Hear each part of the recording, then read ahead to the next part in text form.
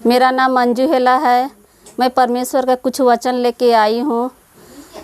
मत्ती का 5:13 वचन है, तुम पृथ्वी का नमक हो, परंतु यदि नमक का स्वाद बिगड़ जाए तो वह फिर किस वस्तु से नमकीन किया जाएगा?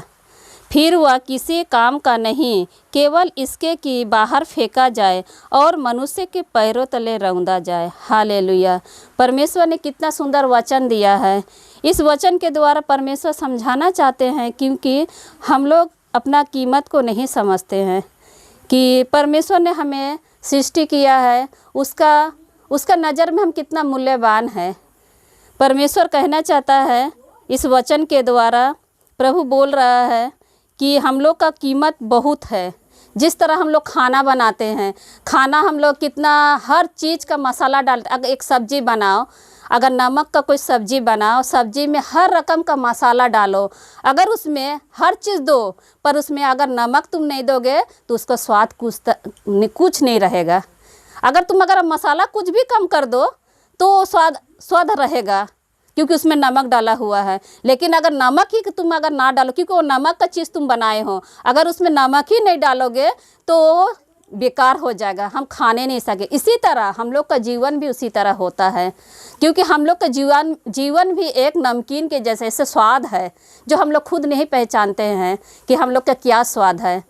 पर हम लोग का स्वाद पहचानने के लिए पिता परमेश्वर हम लोग के हृदय में है। वो हम लोग के साथ हमेशा साथ देता है, लेकिन हम ही लोग खोजते नहीं उसको हृदय से खोजो तो हम ज़रूर पाएंगे। वो स्वाद को हम पहचानेंगे कि हमारे अंदर क्या स्वाद है, क्योंकि परमेश्वर हमारे हृदय में रहता है, हमारे आत्मा में रहता है।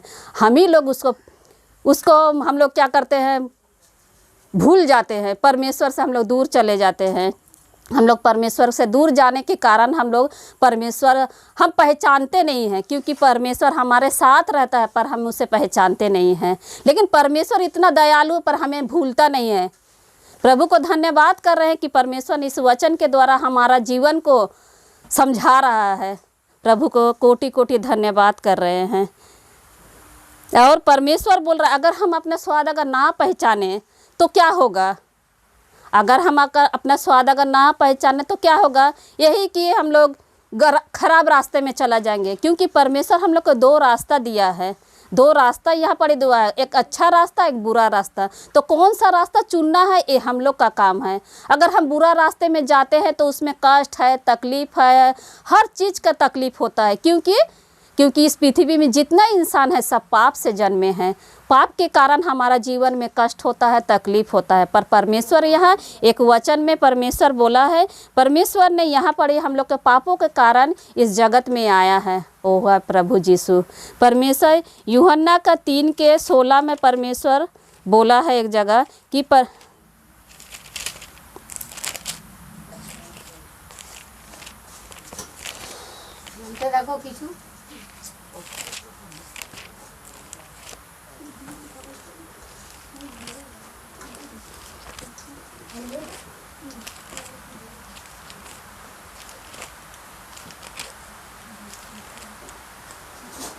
देखिए परमेश्वर ने क्या बोला। परमेश्वर हम लोग के चलते जगत में आए हैं।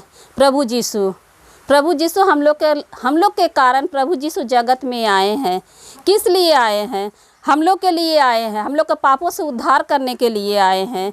क्योंकि एक वचन परमेश्वर कहा है यहाँ 3:16 में, क्योंकि परमेश्वर ने जगत से ऐसा प्रेम रखा कि उसका एकलौता पुत्र को दे दिया, ताकि जो कोई उस पर विश्वास करे वह नष्ट ना हो परंतु आनंद जीवन पाए। हालेलुया। क्योंकि परमेश्वर ने हम लोग के लिए यहाँ पर ही आया, पृथ्वी में आया और हमारा पाप के चलते खुद मरा, जान दिया, क्योंकि हम उद्धार पाए। लेकिन विश्वास सबसे बड़ी बात है। हम अगर प्रभु यीशु पर विश्वास कर रहे हैं तो हम अवश्य उद्धार पाएंगे, किसी हालत में। क्योंकि हम लोग पाप से जन्मने के कारण हम लोग का पाप हम लोग के जीवन में कष्ट, तकलीफ, हर चीज़ का संकट के आता है। लेकिन हम जब प्रभु यीशु पर विश्वास करते हैं, वही विश्वास के द्वारा हम उद्धार पाते हैं। किस मोड़ कहीं भी हम रहे, कोई भी हालत में रहो, कोई ऐसे संकट नहीं है कि परमेश्वर के पास में असंभव बोल के कोई शब्द ही नहीं है। असंभव को संभव करने वाला जीवित ईश्वर है। परमेश्वर को धन्यवाद कर रहे हैं कि इतना सुंदर छोटा से वचन दिया, इसलिए प्रभु का कोटि कोटि धन्यवाद कर रहे हैं। धन्यवाद पिता परमेश्वर। और मैं एक थोड़ा गवाही देना चाहती हूँ आज के इस शुभ दिन के लिए। प्रभु को धन्यवाद कर रहे हैं क्योंकि आज मेरा जीवन में, आज प्रभु का सही में हम क्या बोले, हमारे जीवन में ऐसे ऐसे काम कर रहे हैं परमेश्वर कि हम उसको जितने धन्यवाद दिए उतना कमी है। आज मेरे जीवन में हम एक गवाही देने जा रहे हैं। अगले बार और अगले सोमवार को मैं एक दिन ऐसे सो रही थी। सोने के समय में तो ऐसे बहुत बार हुआ है, लेकिन हम परमेश्वर के चमत्कार को समझने नहीं सके। प्रभु को धन्यवाद किए कि ये मौका मुझे दिया है ये गवाही बोलने के लिए कि एक दिन मैं सो रही थी। तो 2-3 बार इसके पहले मेरा हुआ है कि मैं जब प्रार्थना कर रही थी, तो जब मेरा कष्ट होता है, प्रार्थना करने जाती तो प्रार्थना नहीं हो रहा है, प्रार्थना करने जा रही हूँ, प्रार्थना मैंने इतना नींद से दबोच दे रहा है। लेकिन 2-3 दिन ऐसे हो रहा है कि मेरा कोई धक्का दे के हमको जगा रहा है कि हम प्रार्थना करें। लेकिन जब भी मेरा शरीर में टच आ रहा है तो हम पवित्र आत्मा से भर जा रहे हैं, तुरंत हम प्रार्थना करने लग रहे हैं। तो पहले हमको ये बात समझ में नहीं आया। तो मेरा हस्बैंड भी वहाँ प्रार्थना उतना करता रहता मेरा बगल में, तो हम उससे पूछने लगे कि क्या आप क्या हमको टच करते हैं, जगाते हैं? तो बोल रहे तो नहीं। तो इस तरह मेरा 2-3 बार हुआ, लेकिन हम उतना केयर नहीं किए। तो हमको ऐसा डर भी नहीं लगता था। जब हमको टच करता था तो हमको डर नहीं लगता। हम सोच रहे थे कि क्या हो रहा है ये मेरे साथ में। लेकिन जब मेरा तो प्रार्थना जब तक हम नहीं करने से हमको नींद भी नहीं आता। प्रार्थना करते थे तो इतना नींद में आ जाते थे, तो 2-3 बार करके वो हमको टच करने से देखते थे हमको पवित्र आत्मा से भर जाते थे, तुरंत उठ के हम प्रार्थना करने लगते थे। तो फिर ऐसे होने के बाद में तो हमको समझ में कि मेरा जीवन में ऐसे क्यों हो रहा है। तो अचानक एक दिन हम ये सोमवार का बात बोल रहे हैं, हम सो रहे थे, सोते सोते तो हम एक सपना देखे। क्या सपना देख रहे हैं कि हम किसी शादी में गए हैं, शादी में जा रहे थे, गए हैं, रास्ता के बगल में वो घर था, पर किसका शादी वो हमको इतना याद नहीं। सपना देख रहे हैं, और सुबह का समय, भोर का समय था। तो जब गए शादी में तो वहाँ मेरा मौसी के लड़की लोग थी, बहुत हमारा गेस्ट लोग थे। तो हम कपड़ा शादी में होने वाला थे, तो हम कपड़ा पहन रहे थे। तो अचानक हम प्रभु यीशु का बात सुनने लगे, आवाज़ सुने, जय यीशु करके बोलने लगा। तो हम सजने जा रहे, तो हम सजना उजना छोड़ के तुरंत दौड़ के बाहर निकल आए। आने के बाद में देख रहे हैं कि लाइन से रास्ता के बगल में सब खड़े हैं, जय यीशु सबको बोलने लगा। तो हम दौड़ के हमने कह रहे प्रभु जी से तो नहीं है, किसका नाम ले रहा। तो हम देख रहे हैं कि मेरा माँ सामने से जा रही है। तो हमको कुछ समझ में नहीं, हम जाके पूरा मेरा माँ के पैर पकड़ के माने प्रभु को धन्यवाद कर रहे हैं। मैंने समझ में नहीं आया कि प्रभु का हम धन्यवाद कर रहे हैं, प्रभु को धन्यवाद, आपको धन्यवाद, ऐसे बोलने लगे।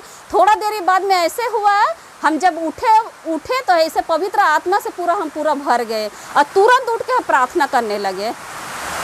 प्रभु को धन्यवाद कर रहे कि परमेश्वर ने इतना सुंदर उस सपने का माध्यम से हमको एक वचन आया। इस टाइम में हम प्रभु का एक वचन बोलना चाहते हैं। उसी तरह जब हम प्रार्थना करने लगे तो संगे संगे हमको परमेश्वर ने लूक का 22 का एक वचन दिया। लूक चैप्टर का 22 का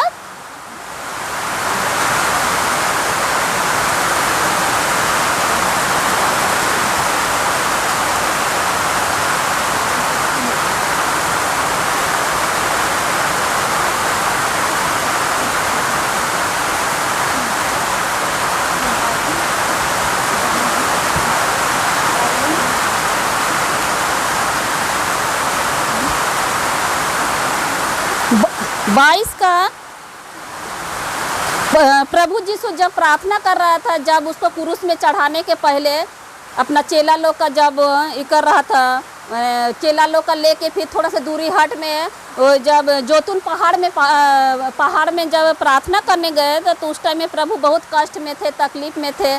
तो उसका शक्ति बल देने के लिए स्वर्ग से एक दूत आया, तो वही वचन मेरा आया। परमेश्वर के यहाँ 22 का 43 वचन है।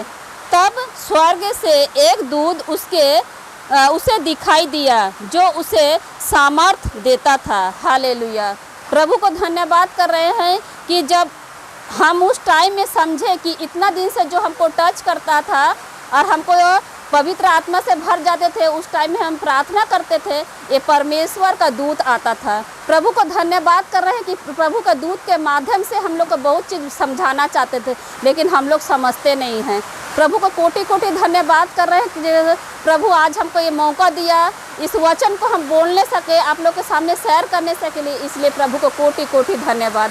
प्रभु आपको कोटि कोटि धन्यवाद कर रहे हैं। आमीन।